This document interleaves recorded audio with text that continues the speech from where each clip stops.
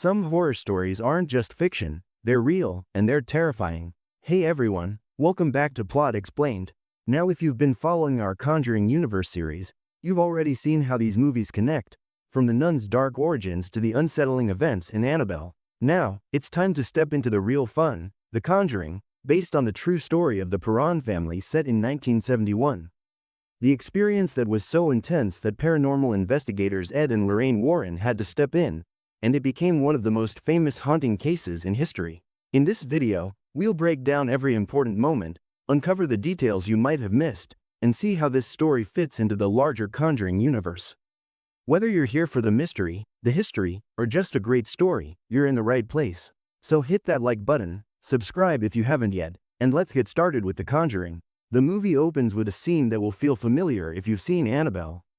The creepy doll is moving on its own, unsettling the people around it. The two nurses caring for the doll explain that a girl named Annabelle Higgins died tragically, and her spirit asked for permission to live inside the doll. After they agreed, strange things began to happen. Then Ed Warren steps in, interrupting with a shocked, "You gave permission?" One of the nurses explains that the girl wanted to stay with them, but things quickly grew worse. We flash back to a night at the nurse's home. They find a chilling message scrawled on a page. "Miss me?" The doll is ominously waiting at the end of the hallway. Inside one room, everything is destroyed, walls covered in crayon drawings, chaos everywhere. One of the nurses angrily throws the doll into a dumpster. Later that night, there's a knock at the door. When one nurse opens it, she finds the same note there. Down the hall, another door knocks too. The second nurse opens it, and the doll is right there. Back in the present, desperate, the nurses ask Ed and Lorraine for help. Ed leans in and tells them, firmly, that they will help, and there's no such thing as Annabelle. Here, it's important to note, The Conjuring is based on a real-life haunting case. It was the first movie released in this universe, introducing the Warrens' most famous investigations. But the Annabelle origin stories we know from the later movies are fictional backstories created afterwards to explain the doll's origins and make sense of the things for the sake of the movies. So when Ed says there's no such thing as Annabelle, here it's from the real Ed Warren's perspective, before those later stories came to be. This is a little inconsistency you can say, but it's not a big one, so just ignore that. Ed and Lorraine explained to the nurses that it wasn't a girl's spirit possessing the doll. It was something far darker, a demon. And its main goal was to possess one of them. Suddenly, the scene pulls back, revealing this was all part of a documentary Ed and Lorraine are showing at one of their seminars. Here, they introduce themselves properly. People often give them many names: ghost hunters, demonologists, paranormal investigators. But they simply ask to be called Ed and Lorraine. And with that, The Conjuring truly begins. A car pulls up outside a house in rural Rhode Island. Inside, the Perron family, Roger, Carolyn, and their 5 daughters, Andrea, Nancy, Christine, Cindy, and April step out, excited and full of hope as they prepare to move into their new home. Their dog, Sadie, hesitates at the doorstep. Roger tries to coax her inside, but Sadie refuses to move or even make a sound. There's a low, uneasy growl from her. Roger shrugs it off and heads inside, leaving Sadie behind. They busily unload trucks, unpacking and organizing their new home. The girls run around, full of excitement and energy. Cindy steps outside to hang a wind chime in the yard. Behind the house, a large, ancient tree towers over the property, and just beyond it, a peaceful lake glimmers in the fading light. April is near the tree, playing quietly. Cindy calls out to her to come inside. It's going to get dark soon. April yells out to show her a toy box she found by the tree before heading inside. The tree looms large and eerie as dusk settles in. That night, the girls play hide and clap inside the house. Carolyn watches them, telling them to be careful. Nancy hides under the stairs, while Christine searches for her. She hears Nancy's clap under the stairs, but her sudden jump breaks a wooden panel. Roger and Carolyn rush to investigate, joined by the other girls. Roger pulls away the broken panel to reveal a hidden cellar beneath the stairs. He removes more panels and heads down cautiously. The cellar is covered with spider webs and mostly filled with old garbage and debris. Uneasy, Carolyn calls him back upstairs. Roger tells the girls to stay away and tells Carolyn that he'll check it properly in the morning.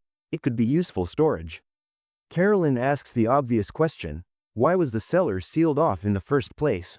Later, in their bedroom, Carolyn notices Sadie, the dog, barking fiercely at the window. She asks what's wrong with it, but Roger explains that Sadie didn't want to come inside, so he chained her outside. The next morning, Carolyn wakes and swings her legs over the side of the bed. As her feet touch the floor, she notices a dark bruise on her shin. She frowns but brushes it off. Stepping out of the bedroom, she begins waking the girls. Andrea tells her that last night, her room smelled of something rotten, but the stench has now vanished. Carolyn makes a mental note but doesn't say much. The house is freezing cold too. She heads downstairs and notices the clock on the wall is stopped at exactly 3:07. As she turns, she sees the basement door standing open. She calls for Roger, and his voice drifts up from below. Carolyn heads down the creaking steps into the basement. The air is heavy and still. Thick spiderwebs cling to the ceiling, and old, dusty belongings are scattered everywhere. Roger is rummaging through boxes and furniture, telling her there might be some valuable antiques down here. Leaving him to his search, Carolyn returns upstairs to the kitchen. She begins filling the kettle when her eyes fall on the kitchen clock, also stopped at 3:07. She stares at it, unsettled. April walks in, asking where Sadie is. Carolyn tells her she's outside. April runs out the back door toward the dog. Roger comes into the kitchen, and Carolyn points to the clock. The one outside is stuck at 3:07 too, she says. Roger shrugs it off, suggesting they might have been knocked during the move. Carolyn then gestures to the bruise on her leg, asking if maybe he caused it during the night. A sudden, piercing scream shatters the morning calm. It's April, outside. Carolyn and Roger rush toward the sound, hearts pounding. They find April standing frozen in the yard, tears in her eyes. At her feet lies Sadie, dead. The scene cuts to Connecticut, at the home of Ed and Lorraine Warren. Ed is giving a tour of their famous occult museum to a journalist. The room is packed with strange and unsettling objects, each one with a story. Ed explains that everything here is either haunted, cursed, or has been used in some kind of ritual. He warns the journalist not to touch anything. The man glances around, unnerved, and asks how the Warrens can stand to keep all these dangerous objects in their home. Ed explains that a priest blesses the room every month.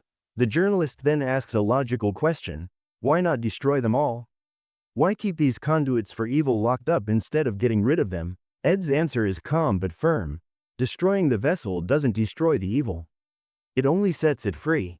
Keeping the objects intact, blessed, and locked away is the safest way to contain what's attached to them. The journalist then brings up a name the audience already knows: Annabelle.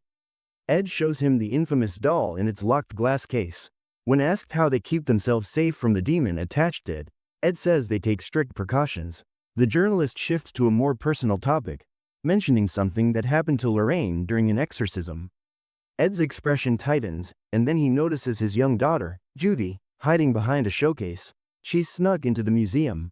Ed quickly asks if she touched anything, then tells the maid to take her out immediately. After the museum, Ed comes to the room to find Lorraine, who is dressing Judy's hair, as Judy runs out. She asks how the interview went. Ed says the journalist might actually write a positive article this time. There's a moment of silence between them, then Lorraine gently tells him not to blame himself. Back at the Perron house, night has fallen, and they've made a grave for Sadie outside the house, and once again, the clocks stop at 3:07. In the girl's bedroom, Christine stirs in her sleep when something grabs her foot and tugs. She mumbles at Nancy to knock it off, but Nancy is in her own bed, sound asleep. Christine also says there's something else bothering her. The air smells unpleasant. Let's just say it's the same issue Andrea mentioned the night before. The haunting is beginning to make its presence felt. Elsewhere in the house, the TV flickers with static as Roger has fallen asleep at his desk. A faint creaking wakes him. He turns the TV off and steps into the stairway hall. Down the corridor, a door is slowly creaking open, then shutting again on its own. Roger moves toward it, finding no one there, just an open window letting in the night air. Then, from upstairs, he hears loud banging. He climbs halfway up the stairs and sees Andrea standing in the hallway. She explains that it's just Cindy, sleepwalking again. Roger heads into the bedroom to find Cindy standing in front of a large wardrobe, rhythmically banging her head against its doors.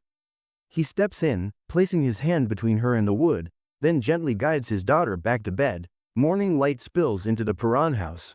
Roger tells Carolyn about Cindy's sleepwalk last night in the bathroom as she steps out of the shower. He's mid-sentence when his eyes freeze. There's another bruise on Carolyn's back. Bigger and darker. He tells her to see a doctor. She half-heartedly says she will. On his way out for work, Roger passes the spot where Sadie had died. A pigeon now lies there, still breathing, but barely. Later, Carolyn waves goodbye to the girls as they leave for school. Upstairs, she hears April talking in her room. Curious, she peeks in, and only April is there, but April insists she's talking to her new friend, Rory. She hands Carolyn the strange music box, explaining that when the music stops, Rory will appear in the mirror behind you. Carolyn winds it, the tune starts playing. When the melody ends, no one's behind her, until April jumps out, laughing. April begs to play hide and clap. Carolyn agrees, blindfolded as April runs off to hide. Following the sound of claps, Carolyn steps into Andreas' room. She calls for the final clap. This time, two pale hands slowly emerge from behind the clothes in the wardrobe and clap once. Carolyn smiles, thinking it's April. She reaches inside, but it's empty. Her smile fades. She whips off the blindfold, and there's nothing. Then April enters from the hallway, giggling. Carolyn's face drains of color. That night, Roger tells her he has to leave for work in Florida. As they go to sleep, hours later, Christine is sleeping in her room when something tugs her foot again. She blames Nancy, who's sound asleep. Then, a harder pull. Christine jolts upright, scanning the dark. She slowly leans over the bed edge, but nothing. She peeks underneath, and it's empty too. Then she hears it, the slow, deliberate creak of the bedroom door closing. In the shadows behind it is something. She hears a faint, broken sound, like whispering. She wakes Nancy, pointing at the door. Nancy investigates, but finds nothing. As she turns back to Christine, that same foul stench fills the air. Christine's eyes brim with tears. "It's right behind you," she whispers. Nancy turns slowly, and the door slams shut. Both girls scream. Carolyn and Roger rush in, Roger forcing the door open. Carolyn holds a sobbing Christine, who insists there was someone behind the door. Roger checks but nothing's there. Christine cries and says there was. Someone was standing there looking at her. "They grabbed my foot," she cries. "And they told me they want my family dead." The room falls silent except for Christine's broken sobs. At the Warrens' home, Ed grabs his keys, telling Lorraine he's heading out for groceries. But Lorraine knows that tone and that look. She stops him and asks where he's really going. Ed admits Father Gordon called about a case, and he thought he'd check it out alone. Lorraine tells him not to worry, she'll be fine, but Ed insists they should take a break. Maybe she could even write a book. She reminds him that they're not in this for writing books. After a moment, she tells him she's coming with him. Cut to another home. Ed and Lorraine stand in an attic explaining to the nervous residents that the creaking they've been hearing is just old wooden panels, nothing paranormal. The couple reassures them there's no ghost here. Back at the Perron house, Carolyn stands in front of the bathroom mirror, tending to new bruises on her hands and neck. She swallows a few iron deficiency pills, trying to shake off the unease. Later, she's working in her bedroom when she hears the faint sound of children laughing outside.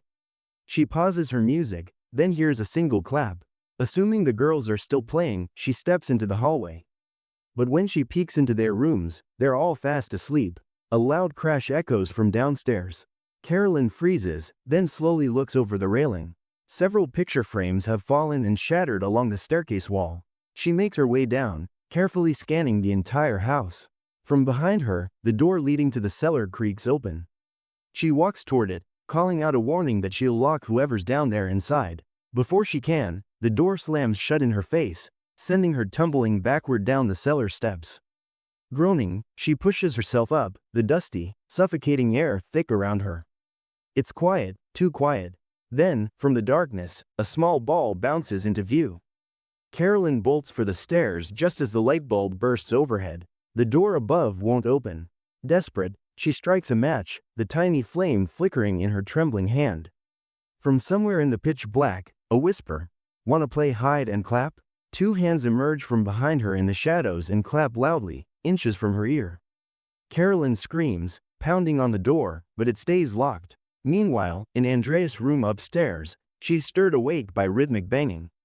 It's Cindy again, sleepwalking, gently knocking her head against the wardrobe. Andrea gets up, placing her hands between Cindy and the wood, guiding her toward the bed. That's when the wardrobe door creaks open, and then shuts slightly, again and again, creating a banging sound. Andrea frowns and walks over. She opens it and it's empty. She turns back toward Cindy, who suddenly gasps, her eyes wide.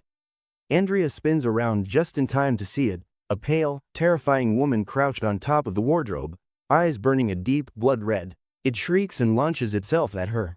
Andrea screams, falling to the floor as it attacks. Outside, Roger arrives home and hears the chaos. He rushes in, prying the cellar door open to pull Carolyn out. The two race upstairs, finding Cindy bolting out of Andrea's room. Inside, Andrea is still screaming, thrashing on the floor as Roger and Carolyn try to calm her.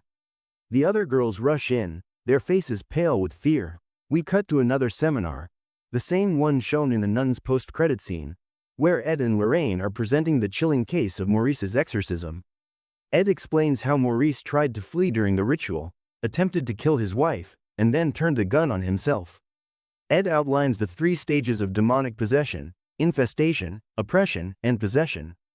And here's a subtle Easter egg: in the very front row sits the real Lorraine Warren, watching her on-screen counterpart. Among the attendees is Carolyn, her expression tight with worry. After the seminar, as Ed and Lorraine are heading to their car, Carolyn approaches, desperate. Her voice trembles. She asks them to come check her house. She thinks it's haunted. Ed hesitates, saying it's getting late. But Carolyn insists. She has 5 terrified daughters at home, and begs them to help her. Lorraine steps in, assuring her they will come. Moments later, Ed and Lorraine arrive at the Perron farmhouse. From the very start, Lorraine's eyes dart across the property. She can feel it. Something is wrong here. Carolyn and Roger greet them warmly, then introduce the girls. Soon, they're recounting the foul, rancid smell that appears every night. Ed immediately stiffens. Such odors often mark demonic presence. He notices a door tied shut. Roger explains it bangs in order of 3s in the night. Ed quietly tells him that 3 knocks are believed to mock the Holy Trinity. As they head upstairs, Roger mentions pigeons crashing into the walls, breaking their necks. Carolyn adds that their clocks all stop at exactly 3:07 a.m. Lorraine pauses to examine a family photo. Carolyn admits they've stopped hanging them. They keep getting knocked down. In Andrea's room, Carolyn shows them the wardrobe that was already there when they moved in. Lorraine asks to see the cellar. Down in the cold, dusty space, she closes her eyes. Whispers, murmurs, something heavy in the air. Ed appears at her side and asks what she's sensing. Her answer is simple but heavy. Something terrible happened here. Upstairs, Ed interviews Carolyn and Roger in the kitchen while Lorraine chats with little April. She asks about April's imaginary friend, Rory. April says he's always sad. She thinks something bad happened to him. Lorraine kneels beside her and asks to see him. April offers her the strange music box. As the eerie tune plays, Lorraine peers into its mirror and sees Rory standing right behind her. A blink later, he's gone. She steps outside, following an unseen pull toward the old tree near the lake. The air grows still, a faint, sickening sound, a rope tightening. She turns to Ed, but over his shoulder, she sees it, a body swaying from the branch. Ed spins around, but to him, the tree is empty. Lorraine, though, is pale, her gift as a clairvoyant letting her see what others cannot. Her knees weaken, and Ed catches her before she collapses. Back inside, the Perrons explain that they bought the farmhouse at a bank auction. No history came with it, no records, no warnings, just a bargain price. Ed tells them the house needs cleansing, an exorcism. Carolyn's first instinct is to leave, but Lorraine steps in, saying it won't make a difference. She saw it the moment they entered, first behind the couple, then behind the girls. The spirit isn't bound to the house, it's latched onto the family. No matter where they go, it will follow, feeding off their energy. Ed explains that the church will need credible proof before performing an exorcism, and getting that evidence won't be easy. As they step out of the house, Ed asks if the girls have been baptized. Roger admits they're not the religious type, and Ed tells him they might want to start considering it. He warns them that now the spirit knows they're involved, it might see them as a threat, and start retaliating. At their home, Judy gives Lorraine a pendant with their photos inside. Later that night, Lorraine sits quietly holding the pendant while Ed reviews the recordings from their interview with the Perrons. He notices something strange. On the tape, only his own voice is captured. Everything Carolyn and Roger said is gone, as if they never spoke. Lorraine lays out a stack of old photographs and documents. She explains that the house was built in 1863 by a man named Judson Sherman. His wife, Bathsheba, was a blood relative of Marytown Este, one of the women accused of witchcraft and executed in the Salem trials. The story turns darker. When their baby was only 7 days old, Judson found Bathsheba performing a ritual sacrifice in the fireplace. She then ran to the old tree outside, climbed it, proclaimed her devotion to Satan, cursed anyone who would ever take her land, and hanged herself. The time of her death, 3:07 a.m., matches the moment every clock in the Perron home stops. Lorraine flips to another photo, a woman from the 1930s, last name Walker. She lived in the same house with her young son, Rory. One day, Rory vanished into the woods, and she later took her own life in the cellar. The trail of death doesn't stop there.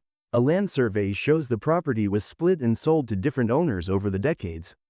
One boy drowned in the nearby lake. A maid committed suicide. Every tragedy, Ed realizes, traces back to the same curse. Suddenly, the tape recorder clicks back on by itself.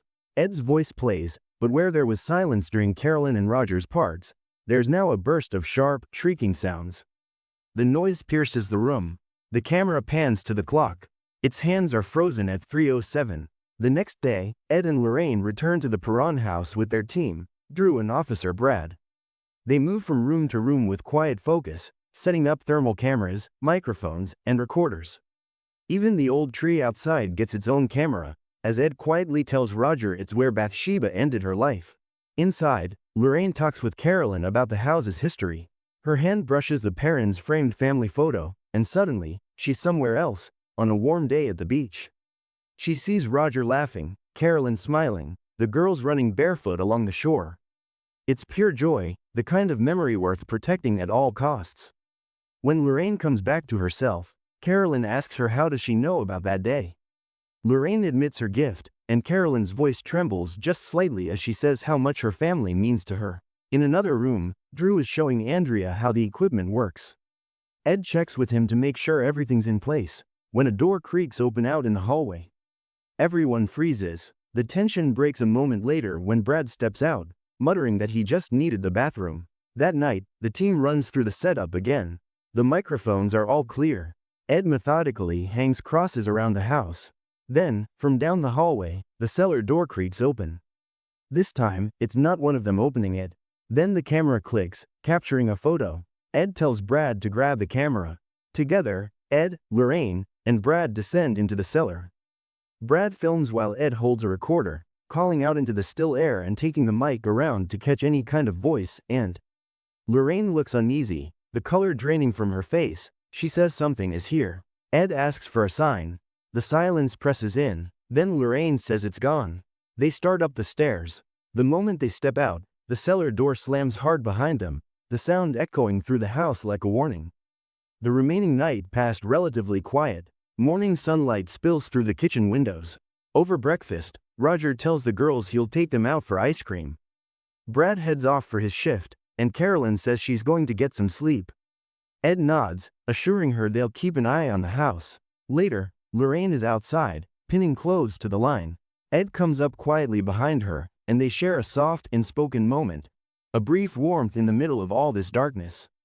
Ed smiles, then heads back inside. Moments later, the sky darkens.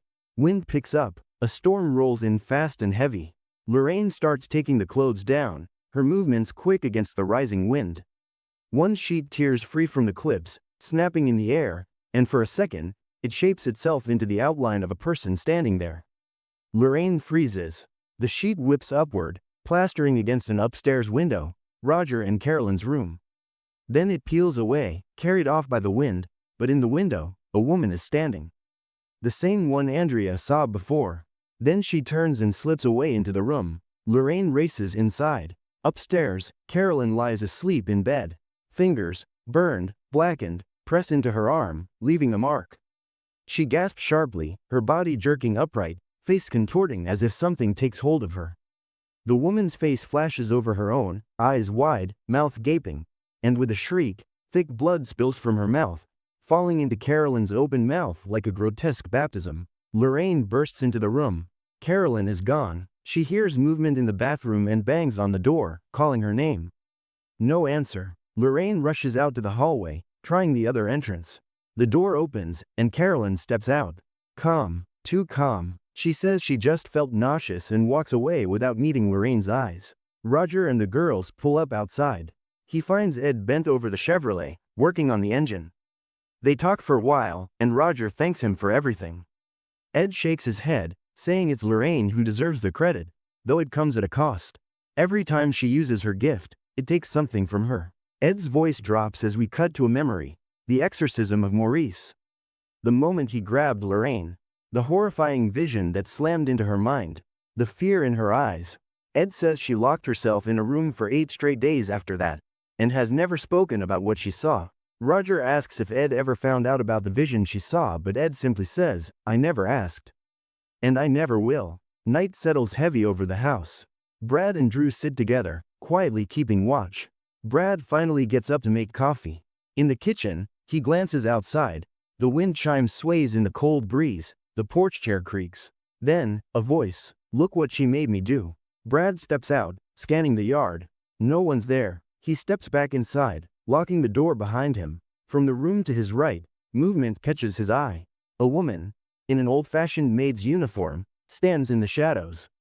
She stares at him, shows her hands, her wrist cut open, repeating the same chilling words. "Look what she made me do." She turns and walks deeper into the room. Brad follows, but it's empty. He turns to walk back out.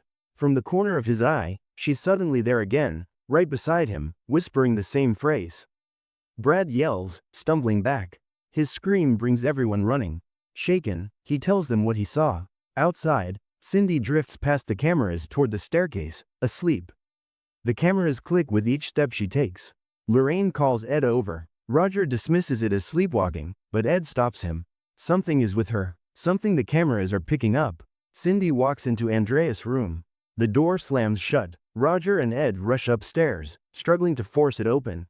Downstairs, Drew and Lorraine listen to the recorder. A faint, childlike voice crackles through. "Over here, follow me.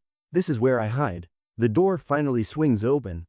Ed, Roger, and Brad search the room, but Cindy's gone. Roger's voice edges into panic. Ed calls for the UV light. Brad fetches it from Drew. The lights go off, and Ed sweeps the blue beam across the floor. Small glowing footprints trail toward the wardrobe. He opens it, pushing clothes aside. There's nothing. But on the left panel, dozens of glowing prints cluster together. He has the lights turned back on and runs his hand along the wood until it shifts. A hidden panel slides open, revealing a dark hole in the wall. Ed peers inside. Cindy is curled up, fast asleep. Roger gently carries her back to her room, whispering reassurances. Lorraine lingers by the door. April's small voice breaks the silence. "That's where Rory hides when he's scared." Lorraine crawls into the narrow space behind the wardrobe, her flashlight beam sweeping over dusty shelves lined with old toys. She pauses at an empty patch on the wood. The dust outline is a perfect shape of the music box. She calls for Ed, and he hands it over. Placing the box in its spot, her eyes catch a thin rope hanging down from underneath. She tugs it, and a noose drops into view. A chill rips through her. She straightens, but the rotting wood beneath her gives way. She crashes down hard, landing in the cellar. Ed's voice echoes faintly through the walls as he races around the house, trying to locate her. Lorraine steadies herself, scanning the darkness. Somewhere in the shadows, a woman's faint sobs drift through the air. The music box begins to chime beside her. She picks it up, peers into the mirror. The sobbing grows louder. In the reflection, a woman sits behind her, clutching a bloodstained knife, crying, and saying, "She made me do it," while a boy lies lifeless in front of her. Lorraine turns, but the space is empty. Lowering the mirror, the woman is suddenly right in front of her, face twisted in anguish, whispering the same thing, "She made me do it." Her eyes dart to the side. Lorraine's follow, but the figure vanishes. Then, from above, a body dangles into view. Lorraine gasps, stumbling back. The corpse slowly turns toward her, hanging by the neck, and then drifts forward, floating toward her. Lorraine bolts, tearing across the cellar toward the stairs. Above, Ed follows her voice, pounding through the house. She's nearly at the steps when something yanks hard on her pendant, jerking her backward. She rips free, leaving the chain behind, and bursts toward the light.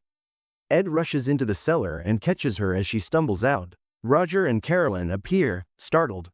Lorraine, still breathless, explains what she's learned. The spirit preys on mothers, twisting them to kill their children.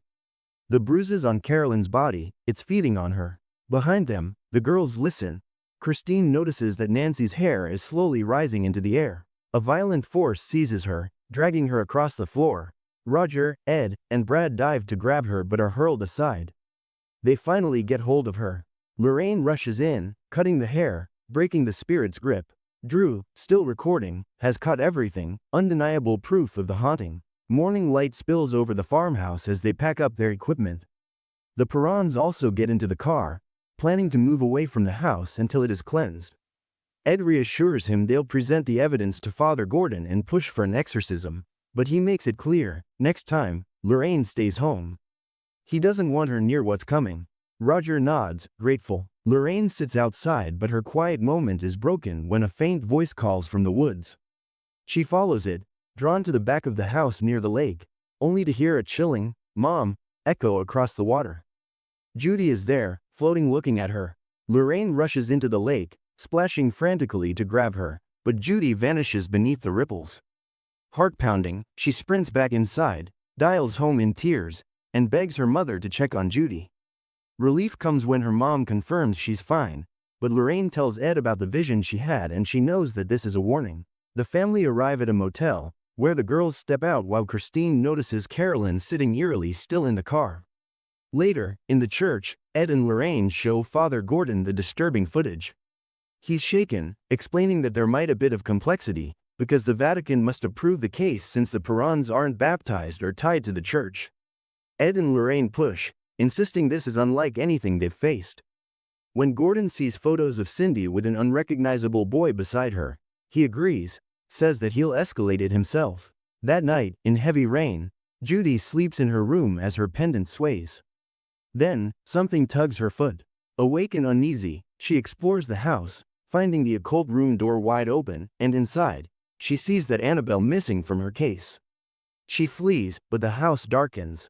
She goes in the library, and slams the door shut, only to find a woman in a rocking chair, Annabelle in her lap. The doll's head turns and Judy screams, pounding on the locked door. Her grandmother rushes to help but the door won't budge. Inside, the chair is suddenly empty as Judy screams for her mom. While Ed and Lorraine drive home, Lorraine senses the danger and urges him to hurry. They arrive, rushing inside just as the chair turns toward Judy. Ed smashes the door open in time, pulling her away as the chair hurls at her and shatters, hitting the wall. Judy sobs, saying Annabelle was in the room, but when Ed checks the occult room, the doll is locked safely inside, as if it never moved. Back at the motel, Roger returns with Drew, but Andrea tells him that Carolyn has left with Christine in April and she was not answering them when they asked where she is taking them. Roger calls Ed telling him the situation. Lorraine instantly realizes Carolyn took them back to the house. Ed tells Roger to head there while he hangs up the phone to leave alone this time. Lorraine insists that she will go along too, but Ed tells her to stay with Judy, but she refuses, saying that the only way to protect Judy is to end this at its source. Ed hesitates, fearing he might lose her, but Lorraine promises him he won't. They reach the house with Brad, but the door is locked. Brad shoots the lock open, and they rush inside. Screams echo from below, pulling them to the cellar, where Drew and Roger are holding Carolyn. She's gripping a pair of scissors, her other hand locked around Christine, ready to drive the blade into her. Her voice is no longer her own, it's a guttural, inhuman scream. April stands frozen in the corner, watching in horror, before bolting out of sight. They manage to pull Christine free, Drew keeping her close while Ed, Brad, Roger, and Lorraine drag Carolyn out of the house. The plan is to get her to a priest, fast. Roger and Ed shout for April, but there's no answer. As they force Carolyn toward the door, something invisible resists, hard. Angry red burns snake across her skin and cinch around her neck, making her writhe and shriek in pain. Lorraine realizes instantly, the spirit won't let her leave. If they keep pulling, it will kill her. Suddenly, Carolyn is ripped from their grip and hurled back into the house. She's dragged by her ankles down the hallway, clawing at the walls, screaming for Roger before being yanked into the cellar. They all sprint after her. Outside, Drew shoves Christine into the car, promising to find April. He dives back inside, racing upstairs to search. In the cellar, chaos reigns. Carolyn is thrown violently across the space, slamming into beams and crates. Ed and Roger rush to help, but she tosses Roger aside and pins Ed to the floor, hands locked around his throat. He gasps for Brad, who barrels in and grabs her, only for her to sink her teeth into his face, tearing skin. Blood pours as he stumbles back. Lorraine lunges forward, throwing a cloth over Carolyn's head to blind her. Ed and Roger wrestle her into a wooden chair while Lorraine ties her down with rope. Brad snaps handcuffs around her wrists. Ed insists they need Father Gordon, but Lorraine says that it'll take too long. Carolyn doesn't have a lot of time left. Ed hesitates, fear in his eyes, then admits he'll do it himself. He'll perform the exorcism. Roger asks if he can do it. He isn't a priest, but Lorraine cuts in saying that he can do it. Ed turns to her. He doesn't want her near when it happens, but Lorraine refuses to leave. She reminds him of what he always says: God brought them together for a reason. She's not going anywhere. Then she races upstairs to grab the book. Ed clutches his pendant, steadying himself, while Lorraine runs outside to grab the exorcism book from the car.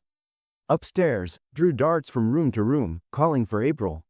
Lorraine bursts back into the cellar, hands the book to Ed, and he begins the exorcism, and when he splashes the holy water at Carolyn, a guttural growl tears from her throat. Steam rises. The room shakes violently. Around them, things crashing to the floor. Still, he pushes forward. Outside, Christine sits in the car, until a bird slams straight into the window, shattering the glass. Drew freezes mid-search as crows begin hurling themselves at the house, wings and beaks pounding against the windows. One smashes straight through a tiny cellar pane, and inside the cellar two dies. The house shudders harder. Carolyn thrashes against her restraints, the rope groaning under the strain. Ed lunges forward, holding her down, shouting for help. Brad and Roger move in, bracing her as she screeches. Upstairs, Drew hears faint crying from beneath the floorboards, April's voice. He pounds on the spot, calling her name. Back in the cellar, Lorraine urges Carolyn to fight, to hold on. For a moment, Carolyn's real voice breaks through, calling for Roger. He begs Ed to stop, but Lorraine tells him that he can't stop now. Carolyn jerks violently. Then blood sprays from her mouth, staining the cloth over her head. Roger shoves at Ed again, but Lorraine stands in his way, reminding him they're fighting for her soul. Ed roars at the entity to show itself. Then, a tear forms in the cloth. Beneath it, a twisted, inhuman face presses through, growling loud and primal. Upstairs, Drew grabs a rod and starts smashing through the floor. The cellar shakes like it might rip apart. Carolyn screeches echoing around. Then, her face shifts back to normal, eyes wide with terror, calling for Roger. Ed keeps going. Then, suddenly, her body goes limp. The house falls silent. They glance around. Then the chair suddenly lifts off the ground. Gasps ripple through the cellar as it flips upside down, hovering in midair. Ed doesn't falter, reciting the rite louder. The chair rises higher, then slams onto the ceiling, clinging there like it's been nailed in place. Everyone stares in frozen horror. Ed orders the spirit to put it down. Slowly, it drops, then crashes hard, splintering on the floor. Roger, Lorraine, and Brad rush to restrain Carolyn. Behind Ed, a heavy cupboard topples toward him. Lorraine shouts a warning and he spins away just in time. Carolyn sits upright, her head tilting unnaturally as the cloth moves away, revealing her face, and a demonic laugh spills from her mouth. Ed moves in again, commanding the entity to release her. He tells them to hold her tight. Roger and Brad grip tighter. Carolyn keeps laughing, the sound scraping like metal. Roger yells at the spirit, demanding it leave his family, his wife, let her go. Carolyn turns her head toward him. Her face is gouged, twisted, eyes burning with something not human. When she speaks, the voice isn't hers. She's already gone, and now you're all gonna die. From behind, Brad's shotgun shifts on its own, barrel swinging toward Ed. Brad reacts instantly, lunging and shoving Ed aside as the gun fires, the blast echoing through the house. Upstairs, Drew finally smashes through the kitchen floor, peering down to find April huddled in the darkness. He shouts that he's found her, trapped beneath the kitchen. Carolyn's head snaps toward the sound. Without hesitation, she surges to her feet, snatching up a pair of scissors. She bolts toward the jagged hole Lorraine had fallen through earlier.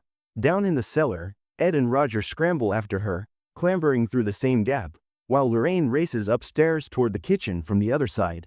Carolyn bursts into the crawlspace. April backs away in terror, trying to flee, but Carolyn drops to her knees and crawls through the narrow gap, her movements jerky and predatory. She seizes April's ankle, dragging her close, scissors raised high. Ed and Roger converge from opposite directions, but both are blocked. Ed can't squeeze through the cramped opening, and Roger's path is sealed by warped wooden planks. Carolyn's arm tenses, ready to drive the scissors down, when Ed shouts her name. Not Carolyn. Bathsheba. The woman turns, and it's no longer Carolyn, it's the demon. Her face twists into a grotesque, inhuman mask. For those who don't know, a demon's true name is its weakness. They guard it fiercely, because once spoken, it robs them of power, and it becomes easy for the exorcist or the people to get dominance over them. The flicker of shock across Bathsheba's face says it all. Ed seizes the moment, his voice booming as he casts her back to hell. Carolyn throws her head back, a guttural, inhuman growl ripping from her throat. Lorraine appears above, rushing to Carolyn's side, pressing a hand to her forehead. She tells her, remember this is your daughter. Ed calls to Roger. They need Carolyn to fight from within. Roger crouches low, speaking to her, trying to cut through the screams. Lorraine urges her again, remember the day at the beach. That perfect day, the family, the love. Carolyn's breath shudders, her face twists, then she vomits a mouthful of thick, dark blood. Her gaze rises to April. April's scared eyes stare back, and then, finally, Carolyn is back. The next morning, Roger and April guide Carolyn outside. Sunlight spills across her face, and with it, the bruises and scratches vanish as though they never existed. Carolyn kneels, pulling April into her arms, apologizing through tears. Roger joins them, and the three share a long, trembling embrace. The other girls rush over, and the family collapses into one giant hug. Drew shares a relieved smile with Brad, a quiet acknowledgement of everything they've just endured. Ed and Lorraine step out, watching this moment from a short distance. Lorraine's expression softens, her eyes lingering on the family. April walks over to them, carefully returning Lorraine's pendant. Lorraine takes it with a grateful smile, and April runs back to her sisters. Later, back at their home, Ed places the music box, the latest edition, in the occult room. Lorraine stands in the doorway and mentions that the Vatican has just approved the exorcism. Ed lets out a dry laugh, calling it perfect timing. She adds that Gordon wants to see them tomorrow, something about another case. They leave, and on screen, Ed's words fade in. Diabolical forces are formidable. These forces are eternal, and they exist today. The fairy tale is true. The devil exists, God exists, and for us, as people, our very destiny hinges upon which one we elect to follow. The music box plays on, its haunting tune carrying the film to its final breath. And that wraps up The Conjuring, one of the most chilling cases Ed and Lorraine Warren ever faced. I hope this video wasn't too long for you guys, but honestly, this one deserved every minute so I could do it justice. Next up in our chronological journey through the Conjuring universe, things are about to get personal. Because this time, Annabelle isn't just out there attacking a random family, she's striking the Warrens. And trust me, you're going to want to keep the lights on for that one. So if you've been enjoying this series and you don't want to miss what's next, make sure you hit that subscribe button, tap the bell icon, and join me as we keep uncovering every dark corner of this universe. This is Plot Explained, signing off, until the next haunting.